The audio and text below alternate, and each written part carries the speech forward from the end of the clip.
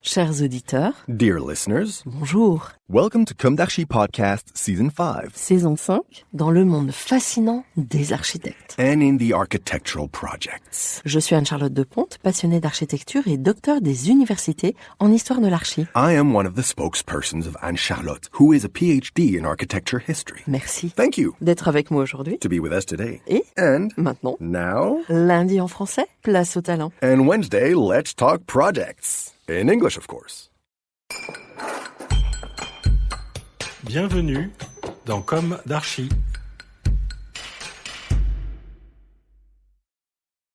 Chers auditeurs, bonjour. Heureuse de vous retrouver aujourd'hui pour un nouveau numéro spot de la saison 5 pour aborder en un premier volet l'actualité architecturale en matière de réhabilitation en évoquant un projet aux Pays-Bas. Le Schoenenkwartier Museum à Walwick, livré en 2022, tout de même. Pourquoi ce sujet ? Les gens du métier le savent par cœur. Le profane éclairé aussi. La réhabilitation doit s'intensifier. On en parle déjà depuis un certain temps, n'est-ce pas ? Plutôt que de puiser encore davantage dans les ressources, et oui, pour minimiser l'empreinte carbone, la réhabilitation serait une très bonne solution. Soulignons au passage que cela n'empêche malheureusement pas le bulldozer de continuer ses tabula rasa. La construction bon marché à la vie dure. Citons d'emblée l'article que je vous encourage à lire, Pourquoi réhabiliter et non pas démolir, de Sipan Ho, paru dans le Batiweb du 25 juillet 2023, rapportant elle-même le témoignage de l'architecte Adrien Robin. Adrien Robin est le fondateur avec Alix Home de l'agence parisienne RH+ Architecture. Je cite, Adrien Robin préfère utiliser le terme de transformation au lieu de réhabilitation. Le mot de réhabilitation est assez limitatif. À l'agence, nous préférons utiliser le terme de transformation qui montre une opération plus ambitieuse ou une éco-rénovation qui va au-delà d'une simple réhabilitation. Déclare l'architecte, pour qui ce genre d'intervention est essentiel. D'ailleurs, l'agence possède bon nombre de projets qui vont dans ce sens, qu'ils soient réalisés ou à venir. Adrien Robin continue sur la même lancée.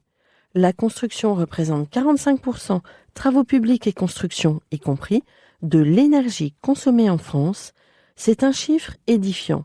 D'autre part, le chauffage, c'est 60% de l'énergie dépensée par foyer. Si nous arrivions, grâce à l'éco-rénovation, à réduire ces quantités, nous aurions accompli un travail colossal, dit-il. Fin de citation. Les projets de réhabilitation architecturale reçoivent maintenant des soutiens des institutions, et notamment des collectivités locales, qui reconnaissent aussi l'importance de préservation du patrimoine culturel et la nécessité de créer des espaces de vie de qualité pour les citoyens. En plus des vertus écologiques, bien sûr.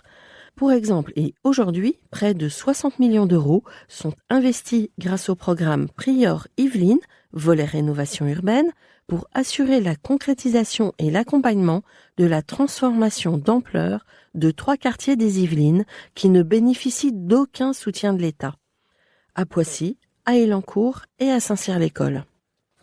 Ces initiatives sont également encouragées par les architectes, évidemment, mais aussi les entreprises spécialisées qui apportent leur expertise pour transformer les bâtiments existants en des espaces contemporains et fonctionnels. Bref, la réhabilitation, transformation, architecturale reste un enjeu majeur à échelle planétaire. Les projets, et plus particulièrement en France, visent à préserver le patrimoine architectural du pays tout en améliorant la qualité de vie des citoyens. De la rénovation emblématique totalement hors norme de la cathédrale Notre-Dame de Paris à la réhabilitation des quartiers, ces initiatives témoignent de l'engagement de la France envers la préservation de son héritage culturel et le développement urbain durable, en dépit tout de même de volontés de destruction toujours scandaleuses. Mais soyons positifs, résolument, et il n'y a pas que la France. Observons aujourd'hui ce projet relativement récent et hors frontières, celui de l'usine de Walwick aux Pays-Bas, conçu au départ par l'architecte Jacobus Croföller. Sous la gouverne de l'agence civique, cette usine a été transformée en musée.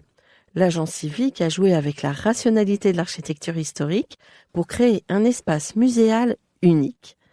Le musée met en valeur l'histoire industrielle de la région et abrite des expositions sur différents thèmes. L'objectif est de préserver le patrimoine industriel tout en créant un espace culturel dynamique. L'agence civique a travaillé en étroite collaboration avec des experts en conservation du patrimoine pour préserver l'intégrité architecturale de l'usine tout en adaptant l'espace aux exigences d'un musée moderne. Le projet a d'ailleurs été salué pour sa capacité à transformer un bâtiment industriel en un lieu culturel attractif. Nouveau centre de connaissances innovants sur la conception, la production et la mode des chaussures, situé au centre de la ville néerlandaise du cuir et de la chaussure, il est installé dans un complexe de bâtiments classés datant des années 30. Bâtiment originel construit, rappelons-le, par l'architecte Alexander Krofoller. Transformé et agrandi, l'ensemble abrite désormais une collection de pas moins de 12 000 objets, plusieurs expositions permanentes, un centre de connaissances avec une bibliothèque de recherche, un espace d'atelier et un auditorium, un café-musée et des laboratoires de conception et de prototypage. La planification et la conception du bâtiment et de son intérieur semblent dessiner un nouvel avenir inspirant pour l'industrie, la ville aussi et sa communauté, ancrée sur les valeurs reçues en héritage. L'ensemble Raduis est à l'origine l'une des œuvres les plus importantes d'Alexander Krofoller. Il a été construit en plusieurs phases dans les années 30 puis agrandi dans les années 80, avant sa récente transformation.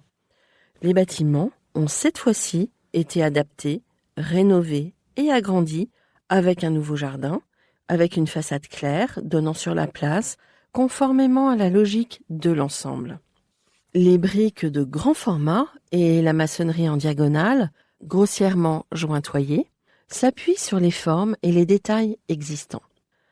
Parallèlement, l'agence hollandaise Civic a subtilement ajouté des détails de conception subversifs avec pour objectif de nuancer les vues architecturales trop restrictives et rigides d'Alexander Krofoller, comme les ouvertures en briques entièrement arrondies et le rythme de construction en quinconce.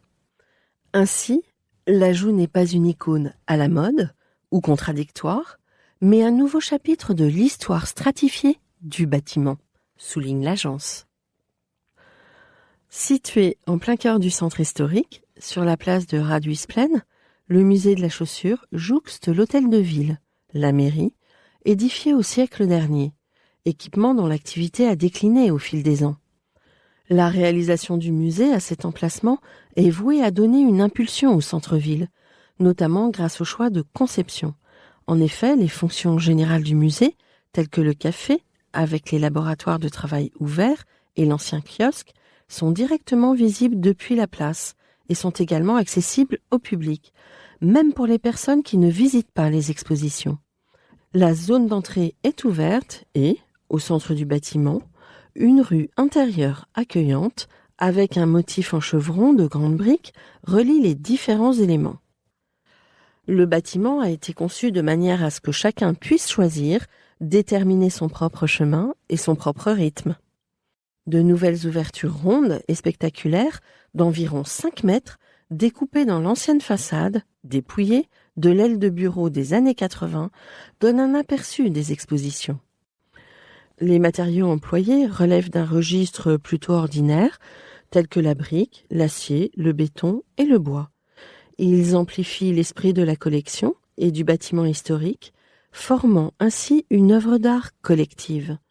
En même temps, cela permet que même les personnes qui ne visitent pas les musées toutes les semaines se sentent familières et bienvenues ici.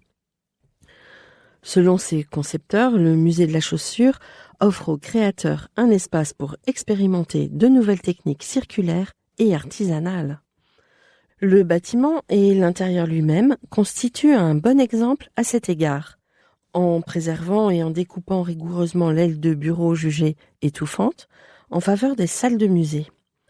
En outre, le comptoir multifonctionnel central de l'entrée est fait de chanvre calcaire, estampé sur place, et les plafonds sont faits de feutres synthétiques fabriqués à partir de bouteilles recyclées. Enfin, un mur de carreaux de céramique a été développé dans la zone d'entrée en collaboration avec l'agence Ladida.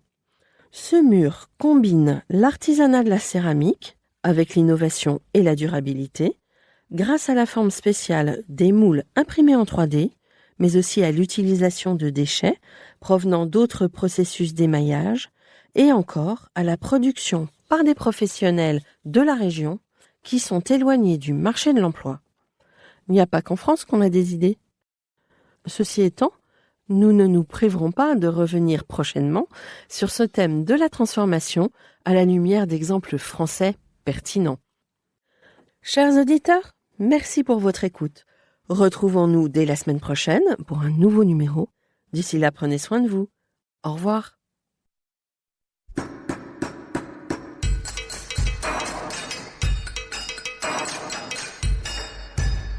Chers auditeurs, merci pour votre écoute. Merci à Julien Rebourg qui nous accompagne sur la partie son. N'oubliez pas de retrouver nos sujets en avant-première sur Instagram à l'adresse @commedarchipodcast. Si vous aimez ce podcast, favorisez sa diffusion en lui donnant 5 étoiles sur Apple Podcast, plus un petit commentaire, ou sur votre plateforme de podcast favorite. Et surtout, abonnez-vous pour écouter tous nos épisodes gratuitement. À bientôt, et d'ici là, prenez soin de vous.